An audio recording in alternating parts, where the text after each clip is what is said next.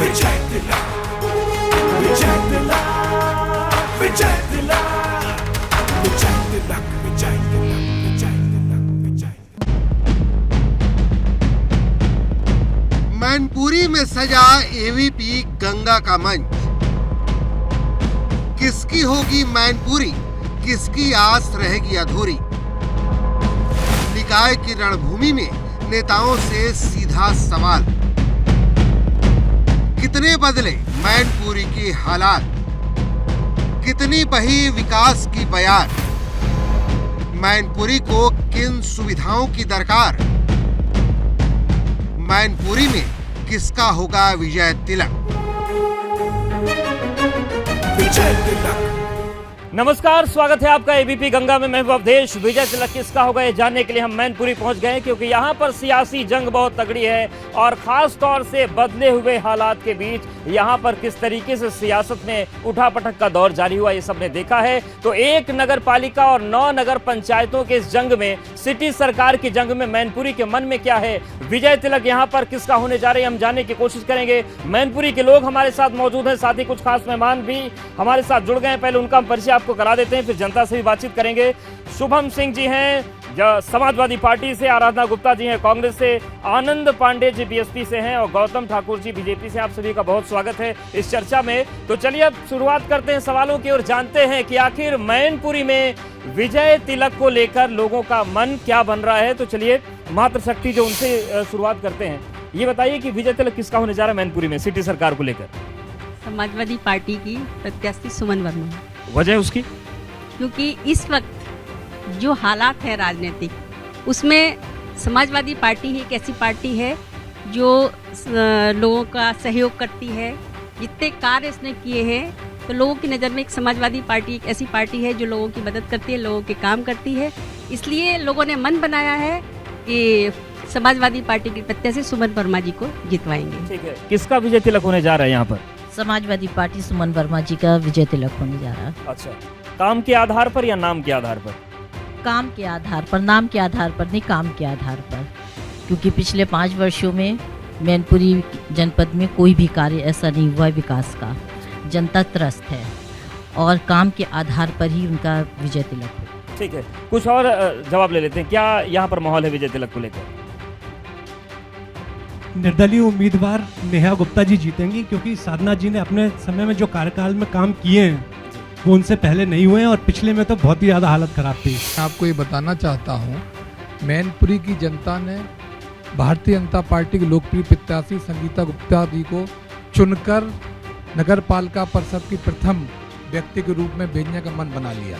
जितनी जनता जनार्दन यहाँ बैठी, सबसे आप पूछेगा तो आपको पता चलेगा। मैनपुरी में भारतीय जनता पार्टी की प्रत्याशी संगीता गुप्ता भारी बहुमत से जीत रही हैं। मतलब क्योंकि डबल इंजन की सरकार है और मैनपुरी में भी एक और सरकार, हमारी जो नगर की सरकार होती है भारतीय जनता पार्टी की बनेगी, तभी विकास के कार्य पूरे हो पाएंगे। और इनकी तो जो समाजवादी पार्टी है, इनका तो केवल गुंडागर्दी का काम है, इन्होंने विकास पे कभी ध्यान नहीं देते। उस पर भी जाएंगे, उस मुद्दे बात करेंगे। और क्या मुद्दे हैं यहाँ पर? विकास क्या ऐसा होना चाहिए जो अभी तक नहीं हुआ यहाँ पर? भारतीय जनता पार्टी सरकार में सारे काम, चाहे कोई भी दल रहा हो, उसके भारतीय जनता पार्टी की सरकार से ही हुए। ठीक है, चलिए मेहमानों के पास चलते हैं, अब जवाब लेते हैं। शुभम जी, सबसे पहले आपके पास आ रहे हैं, क्योंकि देखिए अभी तक जितने लोगों से बात हुई है, फिलहाल तो भाजपा का पलड़ा भारी लग रहा है। मुद्दे क्या हैं सपा के उसे यहाँ पे? सबसे पहले तो आपका बहुत बहुत धन्यवाद, आप मैनपुरी की धरती पे पधारे। और सबसे बड़ा मुद्दा होता है कि पिछले 5 साल में किसका चेयरमैन था। पिछले 5 साल के कार्यकाल को अगर आप देखेंगे तो लूट के अलावा और ठेकेदारी में अगर बात की जाए तो उनके भाई भतीजों ने जो यहाँ किया, आपको एक स्टील का डस्टबिन नहीं मिलेगा। चूने की व्यवस्था पूरी 5 वर्षों तक उनके भाई भतीजों के पास रही। सफाई की व्यवस्था के नाम पे हर वर्ष 80 से 90 लाख रुपए आते हैं नाले सफाई के नाम पे, कभी कहीं किसी ने वो सफाई नहीं देखी होगी। उनसे तो ये जो भारतीय जनता पार्टी के जो लोग बैठे हैं, उन चेयरमैन साहब से जो 5 वर्ष का कार्यकाल अभी पूरा करके गए हैं, हर मुद्दे पे 3 से 4 करोड़ रुपए मतलब हर वर्ष आता है। उसमें कमीशन खोरी और दलाली के अलावा कुछ नहीं हुआ है। नगर की सफाई व्यवस्था से लेके पार्किंग व्यवस्था तक हर जगह बेहाल रही है और उसी मुद्दे पे हम जनता के बीच जा रहे हैं, इसलिए हम चुनाव जीते हैं। ठीक है, गौतम ठाकुर जी के बहुत गंभीर आरोप लगे हैं कि करोड़ों आए लेकिन सब खा गए। एक भी बार सड़कों पे तो दिखे नहीं। इनके नेता भी ट्विटर पे ही राजनीति करते हैं, शायद ये भी फेसबुक या ट्विटर पे ही राजनीति करते होंगे। अगर जमीन पे गए होते तो इन्हें पता होता कि भारतीय जनता पार्टी ने कितना काम किया। हम 450 से ज़्यादा, जबकि कोरोना का संकट रहा 2.5 साल तक, उसके बाद भी हमने 450 से ज़्यादा सड़कें बनाई। गौशाला की अभी बात कर रहे थे, पूरे उत्तर प्रदेश में दूसरे नंबर की गौशाला मैनपुरी नगर पालिका की गौशाला, आप देखिए, पता कर लीजिए। लगातार जनता की सेवा। कोरोना के समय पे ना बसपा दिखाई दी, ना सपा दिखाई दी, ये भारतीय जनता पार्टी के कार्यकर्ता और भारतीय जनता पार्टी का नेतृत्व था जो सड़कों पर उतरा हुआ था। लोग तो समाजवादी पार्टी के जो नेता हैं वो ट्विटर खेल रहे थे, तब हमारे मुख्यमंत्री जी सड़कों पर थे। ये जनता ने देखा है। जनता की पीड़ा कौन समझ सकता है, जनता का दर्द कौन समझ सकता है, और शोषित पीड़ित दबे कुचलों की सेवा कौन कर सकता है, ये भारतीय जनता पार्टी से बेहतर और कोई करके नहीं दिखता। इन दोनों के बीच में दबकर बीएसपी सैंडविच तो नहीं बन जाएगी? नहीं, बीएसपी सबसे आगे चल रही है और ये सीट निकाल के अगली बार जब आप आएंगे तो आपको सीट जीती हुई मिलेगी। उसकी तो शुभकामनाएं हैं, लेकिन ऐसी कौन सी चीजें हुई हैं जिससे आपको लगता है कि आप सबसे आगे चल रहे हैं? हम सबसे आगे इसलिए चल रहे हैं कि जो बीएसपी की सरकार थी उसमें कानून व्यवस्था की स्थिति सबसे अच्छी थी, और बाद में जो है बीजेपी जैसे ये लोग कह रहे हैं कि हमने जो है डबल इंजन की सरकार है, हमने इतनी सड़कें बनाई, इतना काम करके दिया है। अभी 3 महीने पहले ही ये इतनी बुरी तरह आ रही है लंबी, उससे 2,88,000 वोट से, तो काम करके अगर दिया होता और डबल इंजन की सरकार अच्छा काम कर रही होती तो लोकसभा क्यों इतनी बुरी तरह हार जाती। ये बताएं कि जब निकाय चुनाव को लेकर टिकट देने की बारी आई तो सबसे पहले कांग्रेस ही थी। बहुत जल्दी टिकट आप लोगों ने जारी कर दिया, तमाम चीज़ सामने आ गई, लेकिन आपका एक प्रत्याशी कह रहा है कि अतीक अहमद को भारत रत्न दे दो। ये गड़बड़ तो नहीं हो जाएगी? देखिए मैं इस विषय पर कोई बात नहीं करना चाहती, और मेरे ख्याल से जैसा कि आपने देखा, मेरे से ज़्यादा चूँकि आप लोग मीडिया से जुड़े हुए हैं, उसका क्या हाल हुआ ये भी आपको पता है। मैं कहूँ तो शायद हो सकता है कुछ लोगों को बुरा लगे, लेकिन ये सच्चाई है कि जिसने ये कहा था उसको सजा या पार्टी से निष्कासन हो भी चुका है उसका। और रही बात कांग्रेस पार्टी की, तो वो महिलाओं का सम्मान करती है, और हमेशा, अभी आपने देखा विधानसभा चुनाव में उन्होंने, भले ही पार्टी की क्या दशा दिशा रही, मैं उस पर जाना नहीं चाहती, लेकिन उन्होंने महिलाओं को सम्मान 50% दिया, और उसी क्रम में मैं अपना दावा पेश किया है, और ये जनता के ऊपर डिपेंड करेगा कि मुझे रिजल्ट। मुद्दे क्या हैं आपके? देखिए मुद्दे हमारे हैं, मैं चाहती हूँ हमारा मैनपुरी शहर ये इंदौर सिटी जैसा हो। जैसा कि आप लोग देख रहे हैं कि यहाँ पर बहुत सी जगह आप चले जाइए तो आपको नाक बंद करके ही जाना पड़ेगा। ये हालात उन गलियों के हैं। अगर एक मौका देती है ये जनता, तो निश्चित ही रूप से आप वहाँ खड़े होकर के कोल्ड ड्रिंक पी सकेंगे। ये मेरा दूसरा वादा। ठीक है, ये मुद्दे हैं। चलिए आएंगे आपके पास, एक बार फिर जनता के बीच जाते हैं, कुछ और लोगों से बात कर लेते हैं। ये बताइए कि और क्या मुद्दे हैं यहाँ पर मैनपुरी? मुद्दे अगर देखी जाए तो मैं राहुल जी का थोड़ा जवाब दूंगा। इन्होंने अभी कहा कि मैनपुरी की जनता मन बना चुकी है।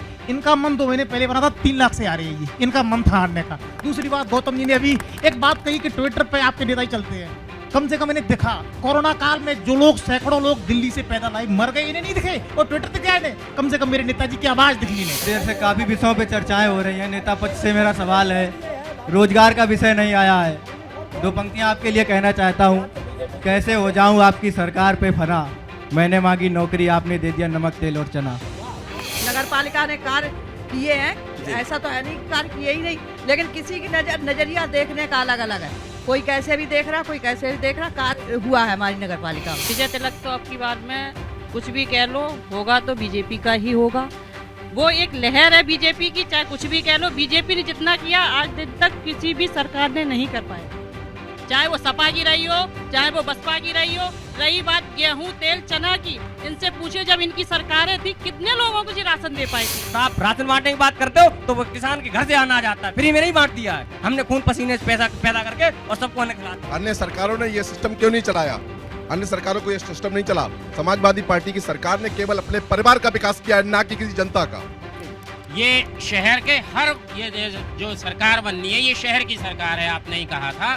और शहर के हर वार्ड में, अधिकांश वार्ड में जाके आप देख लीजिए, अगर जल भराव की कोई समस्या नहीं है। जहाँ तक मुद्दे प्रदेश या देश के उठते हैं, हम लोग निकाय चुनाव की बात करें। अगर पिछली जो चेयरमैन रही भाजपा की या जो भी रही, अगर उनने भ्रष्टाचार नहीं किया तो भाजपा के लोगों ने उनके खिलाफ आंदोलन किया और आरोप लगाए, ये विषय रहा, तो कहीं ना कहीं भ्रष्टाचार हुआ और खुद उनकी पार्टी ने आरोप लगाए, अखबारों में गिरा। तो मैं समझता हूँ कि शहर के लिए कोई काम नहीं किया गया, गंदगी वही है। सपा सरकार में गुंडागर्दी चलती थी। अच्छा। व्यापारी सब परेशान था, क्योंकि मेरी भी एक दुकान है। सपा सरकार में हॉर्म जाते थे तो वहाँ दारू देने जाते थे हम। अच्छा। हाँ, अब बीजेपी सरकार में कोई भी मतलब गुंडागर्दी नहीं, क्योंकि बहुत राम राज चल रहा है। बात कर रहे हैं विजय तिलक की कि आखिर मैनपुरी में क्या मन है लोगों का, और देखिए बड़ी संख्या में लोग हमारे साथ मौजूद हैं, इनके पास जाएंगे, इनसे बातचीत करेंगे मुद्दों पर। लेकिन जो सवाल ब्रेक से पहले आए थे उस पर जवाब ले लेते हैं। गौतम जी, देखिए आपने तमाम चीजें बताई, अपने विजन बताए, लेकिन लोग तो ये कह रहे हैं कि आपके नेता भ्रष्टाचार करें, आपके नेता विरोध करें, सब रायता फैल गया मैनपुरी में। नहीं, अगर भ्रष्टाचार किया होता तो नैतिक दायित्व इन लोगों का था कि सड़कों पे आके विरोध करते। इन्होंने नहीं किया क्योंकि भ्रष्टाचार हुआ नहीं तो ये। अच्छा, ये नया काम दिया विपक्ष को कि भ्रष्टाचार हो और वो बैठे।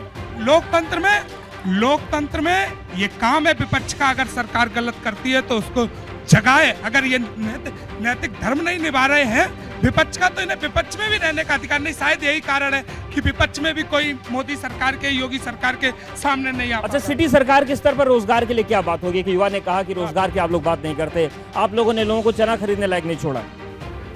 जब से योगी जी और मोदी जी की सरकार आई है, हम लगातार शहर में युवाओं को व्यापार देने के लिए लगातार उन्हें सरकार के द्वारा लाभ प्राप्त हो रहे हैं। लोन की सुविधाएं, पहली बार ऐसा कोई हुआ है कि ऐसा प्रधानमंत्री हमारी सरकार ने ही दिया, या केसीसी देने वाले अटल जी थे।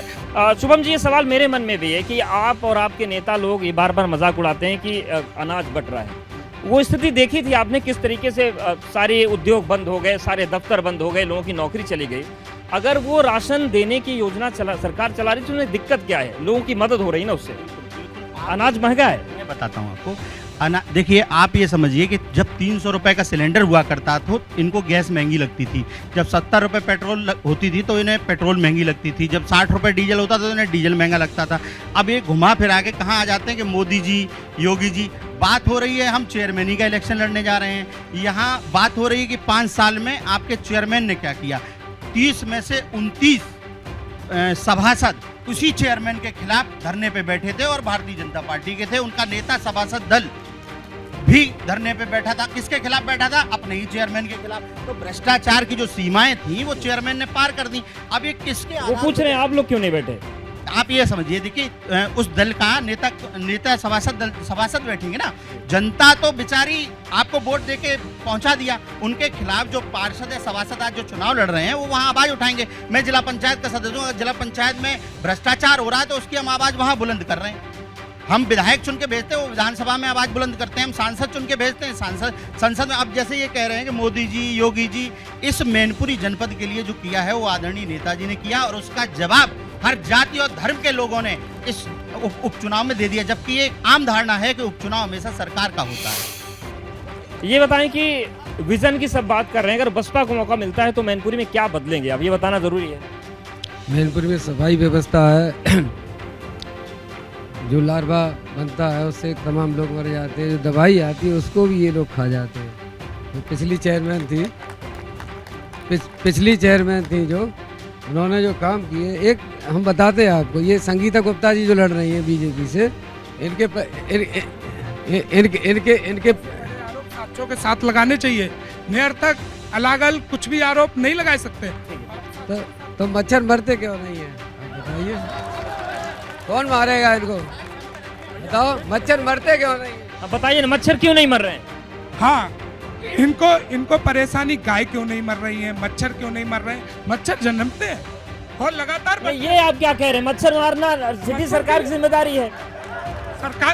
सरकार की जिम्मेदारी दवाई छिड़कना है। मच्छर अगर ऐसा ही होता तो अभी तक मच्छर समाप्त हो गए होते। मच्छर तो जन्मेंगे, उनके लिए दवाई डालने का काम हमारी सरकार करती है। वो संक्रमण बढ़े ना, इसके लिए काम हमारी सरकार करती है। आराधना जी, आप समाज सेविका है, जब ये मसला आई गया है कि मैनपुरी में मच्छर क्यों नहीं मरते हैं, तो क्यों नहीं मर रहे हैं? कहाँ दिक्कत आ रही है? यही दिक्कत आ रही है जो शुभम भाई ने बोला था, बिल्कुल सही बोला था कि उस पर काम ही नहीं किया गया। जो किया गया लोगों से बार्डों से शिकायतें जाती रहीं, लेकिन उन शिकायतों का निस्तारण नहीं किया गया और यही कारण रहा कि मैनपुरी में इतनी डेंगू की मौतें हुई, उन मौतों का आंकड़ा भी छुपाया गया। सबसे अच्छी बात ये रही कि वहाँ वाला वही डेंगू उसको यहाँ हुई उसकी पुष्पांजलि में डेथ, लेकिन वो बंदा तो मैनपुरी का था। चलिए ये जवाब ले लेते हैं और कुछ और मैनपुरी के मुद्दों पर बात करते हैं। ये बताइए कि क्या और यहाँ पर मुद्दा है?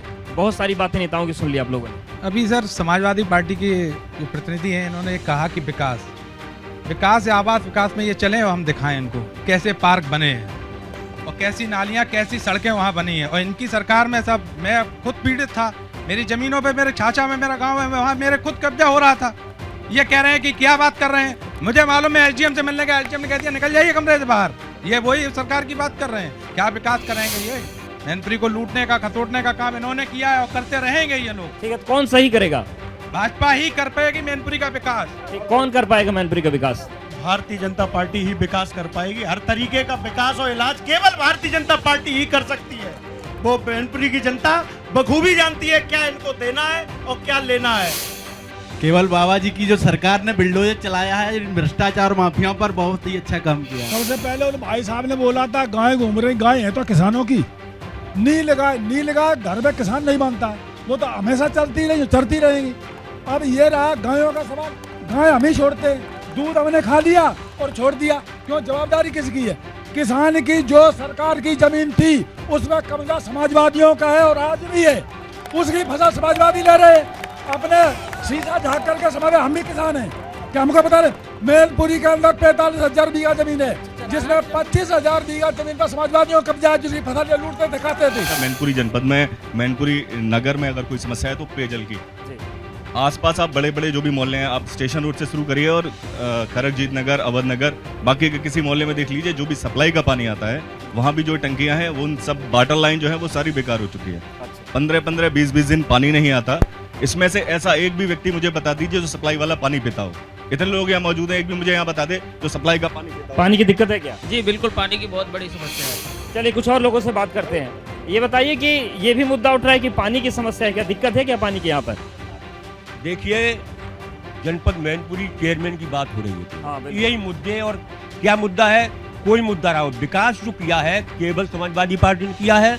और दूसरी बात यह है, ये जो भाजपा की जो बात यहाँ हो रही है, ये भाजपा की विदाई यहाँ से शुरू हो गई है और गत चुनाव से डिम्पल जी का हुआ था उसमें शुरू हो गई। सपा लूटती है और बीजेपी बेचती है, सब एक तरह हैं। तो कौन फिर मैनपुरी को सजाएगा? मैनपुरी में आने वाले समय में रेखा पांडे जी यहाँ की चेयरमैन होंगी और ये बहुजन समाज पार्टी से, ये हमारे जाति समीकरण ही बताते हैं। और बहुजन समाज पार्टी की जब सरकार बनी तो बहन जी ने जो योजनाएं चलाई वो समता मूलक समाज सभी के लिए चलाई। मैनपुरी में जो अभी वर्तमान में चेयरमैन था, इतना भ्रष्टाचारी था, सफाई कर्मचारियों से 1-1 लाख रुपए रिश्वत लेता था और कोई भी काम कराने जाओ 500 रुपए रिश्वत दो तो साइन। कर्मचारियों से रिश्वत क्यों? नौकरी लगाने की ठेकेदारी पे 7-8 हजार वेतन है। एक तो पानी की व्यवस्था जो जहाँ भी कमी रह गई है हम वो दुरुस्त करेंगे। ऐसा नहीं होता, सरकारें काम करती हैं और सरकारों से कुछ ना कुछ छूट जाता, इसीलिए जनता ठीक है आप वो करेंगे। ठीक है, आपको मौका मिला तो क्या करेंगे? हमारी प्रत्याशी ईमानदार, योग्य, कर्मठ, सबसे ज्यादा पढ़ी लिखी महिला है। अब ये हाई स्कूल कर करके महिलाएं यहाँ लड़ना चाहती हैं चुनाव, तो ये क्या योजना बना पाए, क्या सोचा? ठीक है, पढ़े लिखे। आप बताएं कि क्या आपने पॉइंट तो हालांकि बता दिए, उम्मीद कितनी है आपको कि आपकी जनता सुनेगी? नहीं, अभी एक बच्चे ने ये सवाल किया था कि एजुकेशन पे किसी ने बात नहीं किया, तो मैं सिर्फ यही कहना चाहती हूँ, 1 मिनट, आपकी आवाज जाएगी, उनकी नहीं आएगी। आप सिर्फ यही कहना चाहती हूँ कि मैंने बच्चों के लिए एक लाइब्रेरी का इंतजाम, कंप्यूटर लैब का इंतजाम, बच्चों के लिए न्यू से न्यू बुक्स, जिससे हमारे आकर के पूरे शहर के बच्चे वहाँ पर पढ़ सके। ठीक है, आप बताएं मौका मिलेगा तो क्या करेंगे? देखिए, वो तो हमने इससे पहले भी बातों में बताया, लेकिन जैसे ये अभी जो यहाँ से मैं सुन पा रहा हूँ, समझ पा रहा हूँ लोगों को जो बातें हैं कि दो तरफा कार्रवाई, एक तरफा कार्रवाई। आप ये बताइए, किसानों को कुचलने वाले के ऊपर कितने बुलडोजर चल गए? बिल्कुल, तो ये तमाम मुद्दे हैं और ये तमाम मुद्दे निश्चित तौर से नगर निकाय के जो चुनाव उसमें आएंगे। आप सभी को बहुत धन्यवाद हमारे साथ जुड़ने के लिए, बातचीत करने के लिए। आप लोग आए, आपसे भी आप लोगों का बहुत धन्यवाद। और देखिए पूरी तस्वीर है, माहौल की गहमागहमी बहुत ज़्यादा है और अब देखने वाली बात होगी कि मैनपुरी में किसका विजय तिलक होता है। मुद्दे बहुत स्पष्ट है। बने रहिए एबीपी गंगा के साथ।